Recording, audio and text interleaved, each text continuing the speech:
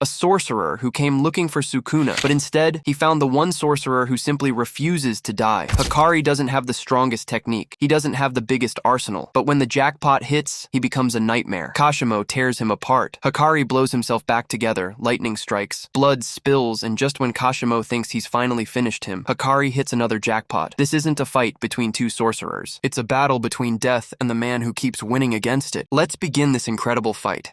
In Jujutsu Kaisen, the ancient sorcerer Kashimo absolutely beats the hell out of Panda. At first, Kashimo mistakes Panda for some escaped zoo animal because he's acting like a real animal. He summons Kogani and asks if Panda is a player. The answer is yes. The next second, Kashimo is already in Panda's face. Boom!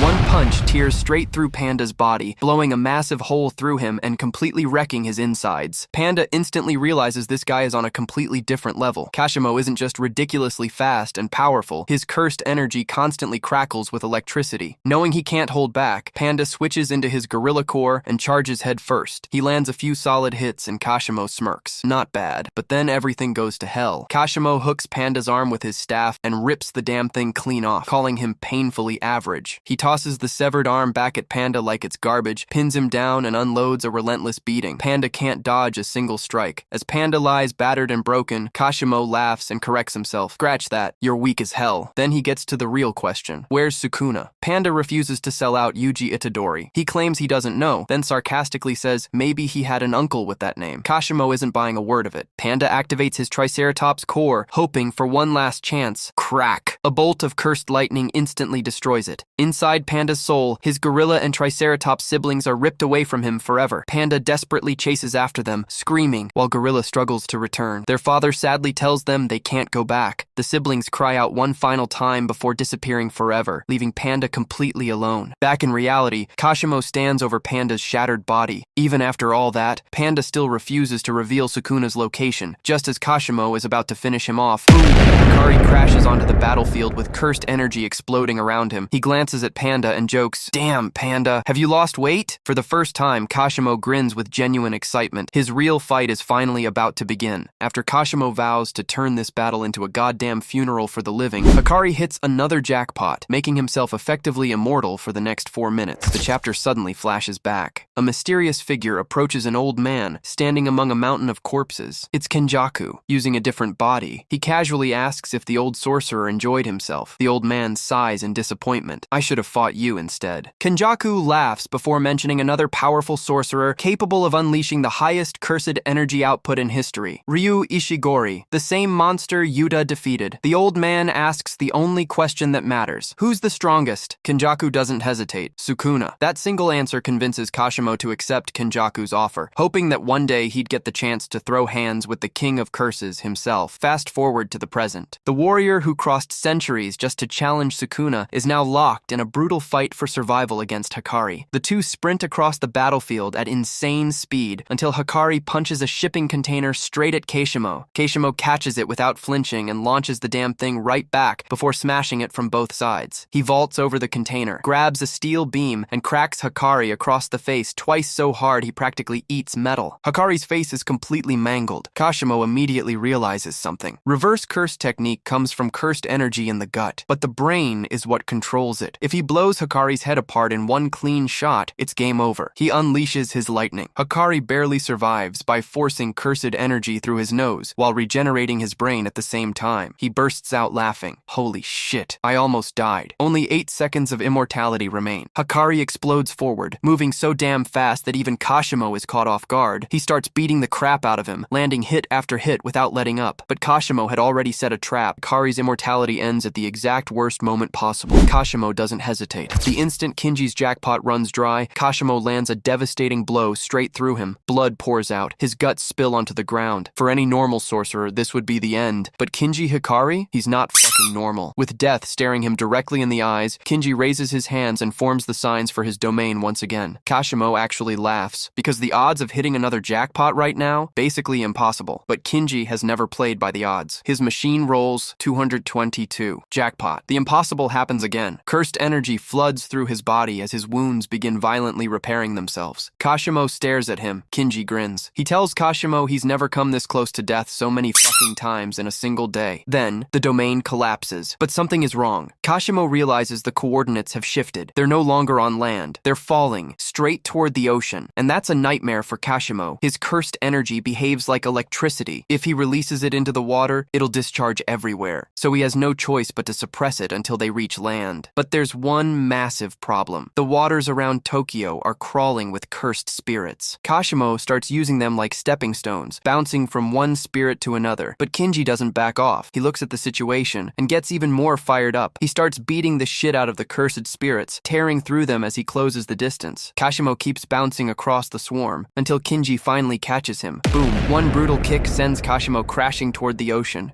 Kinji grabs onto one of the cursed spirits to keep himself above the water. But Kashimo realizes something. His cursed energy is leaking, and once enough of it disappears into the ocean, he's fucked. The plan is working. More and more energy pours into the water. Then, Kinji suddenly starts coughing hard. His eyes begin watering. His body starts shaking. Then, he collapses into the ocean, unconscious. Kashimo looks down at him and smiles, because this wasn't an accident. He used his cursed energy to trigger electrolysis, producing chlorine gas, a deadly toxin. Kashimo knows exactly how to kill someone who can heal themselves, destroy the brain in one decisive strike, or poison the body. He looks at Kinji. It's been fun. Kashimo prepares to finish him, but then Kinji's eyes snap open. Before Kashimo can react, bam! Kinji's fist smashes directly into his face. Kashimo is stunned. The absolute bastard targeted the toxin and unconsciously removed it with reverse curse technique. But there's a problem. Kinji has only 5 seconds of immortality left, and the ocean around them is getting hotter and hotter from Kashimo's cursed energy. Kinji doesn't hesitate. 5 seconds is more than enough. He charges Kashimo and starts throwing everything he's got at him. Kashimo suddenly catches Kinji's arm. Kinji freezes. Kashimo looks at him and grins. Then, the entire ocean erupts.